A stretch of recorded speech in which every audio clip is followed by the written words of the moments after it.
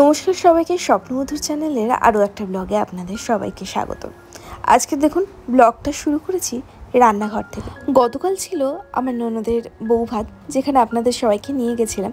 ওখানে যেহেতু আমার শ্বশুর শাশুড়ি যায়নি কেউ, তাই অনেকগুলো পার্সেল দিয়ে দিয়েছে, যার জন্য বেশি রান্নাবান্না করতে হয়নি। ঠাম্মা শাশুড়ির জন্য অল্প রান্না করেছিলাম। আর এইদিকে দেখুন ঘরের অবস্থা কি, ঘর গোছাতেই আজকে দিনটা প্রায় কেটে গেল। জানেন তো, আসল ব্লগটা পরের দিন থেকে শুরু করছি। কালকে তো গোছানো থেকে শুরু করে আর ঘুমিয়ে ঘুমিয়ে জানেন তো সব দিনটাই কেটে যাচ্ছে। কাল সন্ধ্যা 8টায় ঘুমিয়েছি, আজ সকাল 8টায় উঠলাম। তার মানে বুঝতে পারছেন কত ঘুমাচ্ছি। আজকে না বাইরেটা একটু মেঘলা মেঘলা করেছে। দেখুন আজকে আমার ননদের আবার আসার কথা। ওরা আসবে অষ্টমঙ্গলা, সরি অষ্টমঙ্গলা ঠিক না, ওই 2.5 দিনে যেটা আসে না, সেটাকে কি বলে আমি সঠিক জানি না। ওর জন্য এই যে সব এইগুলো রেখে দেওয়া হয়েছে, যে নিয়মকানুন সব কিছুই করতে হবে। আর আমি মার কাছে ফোন করে শুনে নিচ্ছি আসলে কি নিয়মকানুন করতে হয়। আসলে আমার বিয়েতে যখন আমি ওই বাড়িতে গেছিলাম, পুরোহিত টুরোহিত ডেকে বাইরে না পুজো টুজো করেছিল। ওটা জানি না কি, অনেকক্ষণ তো বাইরে ছিলাম, এইটুকুনি কি মনে রয়েছে। বিকালবেলা আসবে আমার ননদ। এবার রান্নাঘরে যেতে দেখি মামুনি পিঠে করছে। আসলে জামাই আসলে নাকি একটু পিঠে মুখ করতে হয়, মানে পিঠে করতে হয়। এটা জানি না সবার কি নিয়মে আছে। আমার মা আমার মামুনির সাথে কথা বলছিল, বলে একটুখানি পিঠে করবেন। তাই মামুনি বলছে যে ঠিক আছে, তাই পাটিসাপটা করলো। এই যে দেখছেন গুড়ের সন্দেশ রয়েছে, চলো দেখি আমিও একটুখানি হাত লাগাই। পিঠে টিঠে আমি অবশ্য জানেন তো পারি না, পিঠে হলেই মামুনিই বেশিরভাগ করে। কিন্তু জানেন তো আমার না কৌতূহল প্রচণ্ড। আমার সব কিছু যেমন জানতেও ইচ্ছা করে, করতেও ইচ্ছা করে, কিন্তু যে কাজ শিখে যাই সে কাজ না আর করতেই মন চায় না। এটাই হচ্ছে আমি।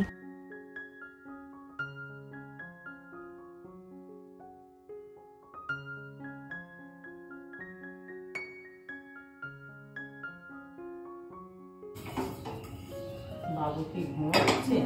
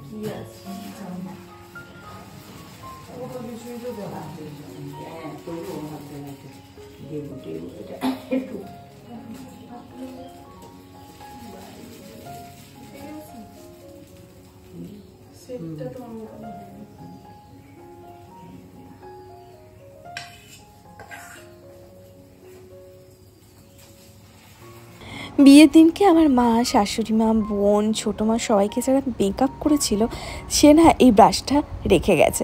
আমি আবার ফোন করেছিলাম, ফোন করে তারপর ও আবার আসলো। ওর ভিডিও ক্লিপটা ঠিকঠাক করে নিতে পারিনি। যখন নিতে যাব তখনই দেখি ননদ চলে এসেছে। ও কিন্তু খুব সুন্দর করে যত্ন সহকারে সাজিয়েছিল সবাইকে, আর খুব সুন্দরও লাগছিল। তারপর ওরা দুইজন চলে আসলো, মামুনি থেকে শুরু করে সবাই আমরা বাইরে বেরিয়ে আসলাম ওকে বরণ করার জন্য। ওখানে তো আপনাদের দেখিয়েছিলাম সব নিচেই রাখা ছিল।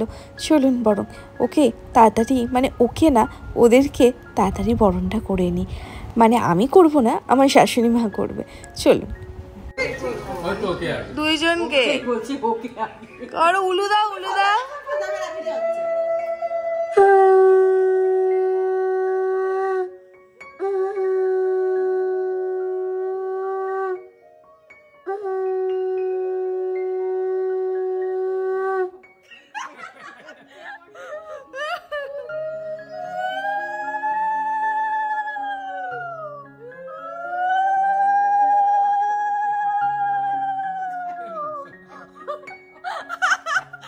বেচারা মশা কানের মধ্যে ঢুকে যাচ্ছে।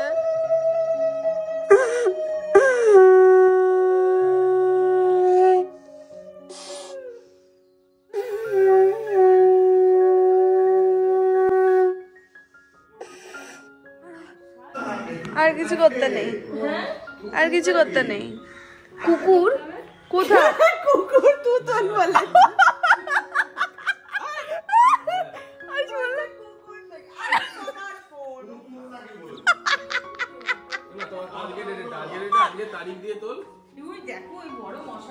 একটু সন্ধ্যা হতেই ওরা চলে এসেছিল। তারপর আর কি জমিয়ে আড্ডা। আমার শাশুড়ি মা আবার আমাদের জন্য কফি করে নিয়ে এসেছিল। এক ঘরে একসাথে বসে গল্প শুরু করে দিলাম। চলুন কালকে তাহলে আপনাদের সাথে দেখা হচ্ছে। হেই, এখন বাজে ঘড়ির কাটায় এটা কটা বাজে 11:40। ওকে, দাও ঠিক করে দেখিয়ে দিই। এখন বাজে 11:40 আর আমার রান্না ধান্না সব হয়ে গেছে। রান্না করেছি কারণ আজকে খাওয়া দাওয়া হবে। মানে বেশি কিছু রান্না করিনি, বেসিক্যালি শুধু মাছ, ডিম, লাউ দিয়ে মাছের মাথা দিয়ে একটা ঘন্ট হয়েছে, ডাল ভাজা, এগুলো তো থাকেই। মাংস হয়নি কারণ কালকে খাওয়া দাওয়া হবে যতর, কারণ আজকে ওদের একটা জায়গায় ইনভাইট আছে, যাবে মানে আমার ননদ আর আমার হবু, হবু না, আমার নন্দায়ের, ঠিক আছে, আসলে হবু বলে ঠিক আছে, ওকে নিমন্ত্রণ হচ্ছে, যাবে। আজকে ওই নর্মাল খাবার দাবার হয়েছে। এখন তো দেখে নিলেন কটা বাজে, এবার বাইরে চলুন, ঠিক আছে,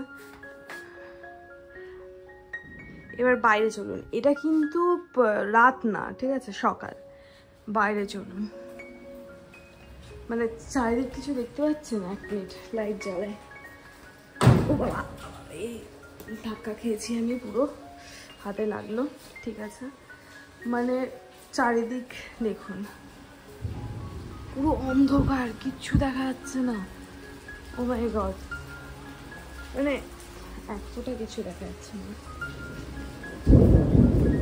মেঘের ঘুম আওয়াজ, ও মাই গড, দেখুন বাইরের অবস্থা, মানে ক্যামেরাতে তাও একটুখানি পরিষ্কার লাগছে, আর বাদবাকি পুরো অন্ধকার। এখন গাড়ির সবাই লাইট জ্বালিয়ে যাচ্ছে। এটা সকাল 12টাও বাজেনি এখনো, কিন্তু অন্ধকার ছেয়ে গেছে। ও মাই গড, এটা কত বছর পর এরকম রাত, ও কি বলবো, যাই হোক দেখি বরং বাইরে থেকে। বাবা কি পরিষ্কার হয়েছে।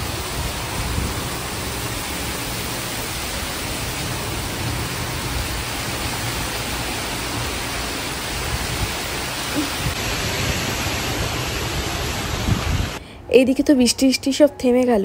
এখন বসা হবে জোর খোলার জন্য, ওই জন্য সব গুছিয়ে টুছিয়ে আসন টাসন পাতা হয়ে গেছে।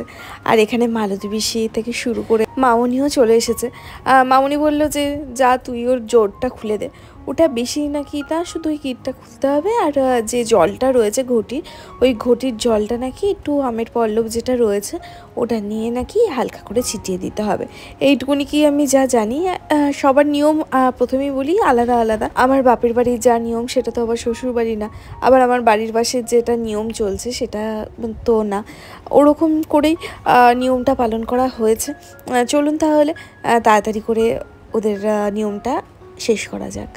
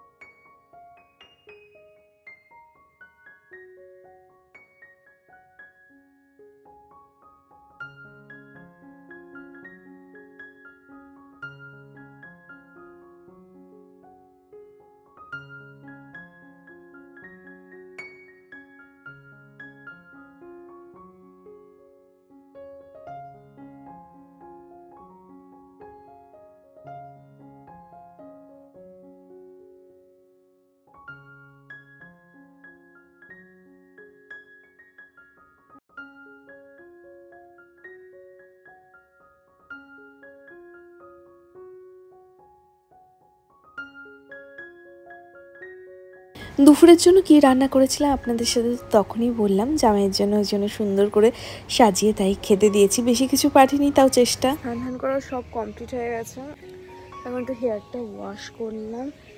আর না আমার এই আমাদের বিয়ের 1 সপ্তাহ ওভার হয়ে গেছে, ঠিক আছে, আমার ঘুমই যাচ্ছে না, মানে সিরিয়াসলি সকালবেলা উঠছি দেরি করে, ঠিক আছে, মানে ঘুমই ভাঙছে না।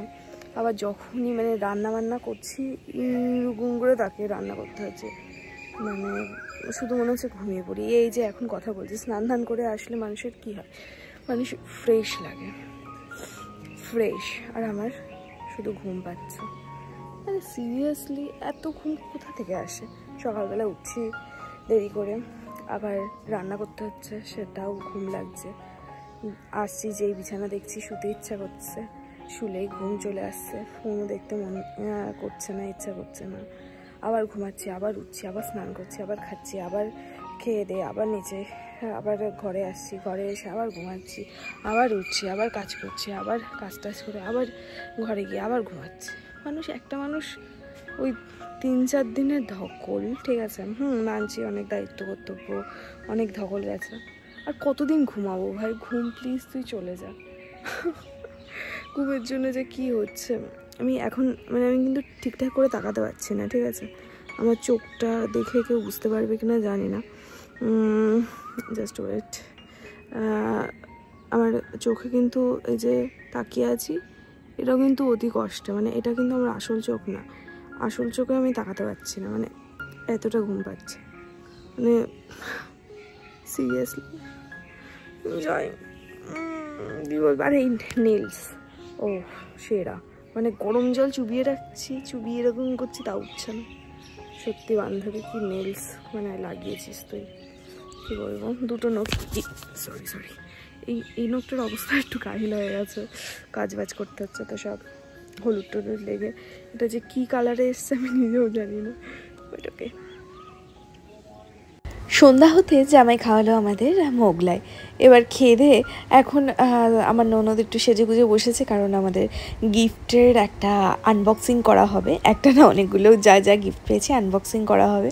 এই নিয়ে আমাদের সব কথাবার্তা চলছিল, কে কোথায় বসবে না বসবে, কোথা থেকে অ্যাঙ্গেল থাকলে ভিডিও ভালো হবে। অবশ্যই খুব তাড়াতাড়ি এই ভিডিওটা আসবে। তাহলে আজকের মতন এই পর্যন্ত। সিরাপটা আছে উপরে, হ্যাঁ ছুড়ে দিন, নিয়ে নিচ্ছি।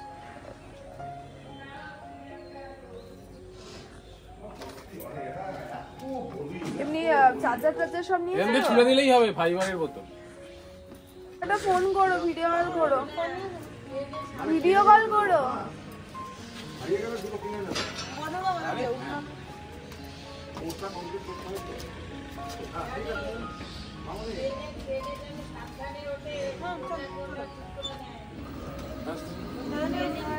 দেখে তো বুঝতেই পারলেন ওদের 2.5 দিন কমপ্লিট হয়ে গেছে, ওই জন্য ওরা পাড়ি দিল বাড়ির পথে।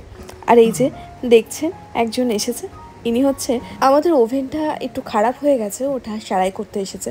আসলে সব ঠিকই ছিল, ওভেনের বাঁদিকে যে আগুনটা জ্বলে সেটা না একটুখানি খারাপ হয়েছে, মানে দাউ দাউ করে আগুন জ্বলছে প্রচণ্ড, আর কমলা কমলা টাইপের আগুনটা জ্বলছে। আর যে কড়াই বা যে বাটি টাটি যা কিছু ইউজ করা হচ্ছে না কেন, মানে দাউ দাউ করে জ্বললে অবশ্যই তো তার তলায় কালি হয়ে যায় না। এই 4-5 মাস আগেই জানেন তো এটাই ছিল, এরকমই হয়েছিল, পাল্টাতে হয়েছিল। এখন দেখি 5 মাস যেতে না যেতে আবার সেই একই প্রবলেম হতে শুরু করলো। তাই এনাকে ফোন করা হয়েছে, ফোন করে ইনি সারাই করে দেবে। আসলে যে ওভেনের বা সাইডটা দেখছেন আপনারা, দেখাচ্ছি দাঁড়ান। এই যে বা সাইডের যে ওভেনটা, ওটা না মানে ফেটে গেছে, ফেটে যাওয়ার কারণেই মনে হয় আগুনটা, মানে আমার ধারণা। তারপর উনি বলল দেখে হ্যাঁ সবই ঠিকঠাক করতে হবে, চলুন দেখা যাক। এটা কি মায়ের সাথে এরকম হয় নাকি? কিসের জন্য হয়ে গেছে, ঝাঁঝরা হয়ে গেছে না, এটা অনেকদিন হয়ে গেছে বলেই তাই নষ্ট হয়ে গেছে। কারণ সে জঘন্য বিয়ে থাকা ছিল তো, ওই জন্য ডাকতে পারিনি, সে বিশাল আওয়াজ হচ্ছে। হয়ে গেছে, তাহলে একটু সেট করে দিয়ে আসবেন। আর এমনি সমস্যা হবে না তো? আর আমি জানি, দেখাচ্ছি। এটাই হলুদ উঠছিল, আবার ইয়ে ওই এখন তুমি যেই যাবা আবার পেছন ফিরবা, সেই আবার এইটার হলুদ আলো কিছুতেই এই যে ওইটা পাল্টে এটা ফেটে গেছে তো না, তখন তো ফাটা ছিল না। হ্যাঁ ফেটে গেছে। তাহলে এখনকার মতন এই পর্যন্ত, আসছি নতুন কোনো ব্লগ নিয়ে খুব তাড়াতাড়ি। আপনারা ততক্ষণ ভালো থাকবেন, সুস্থ থাকবেন, সাবধানে থাকবেন।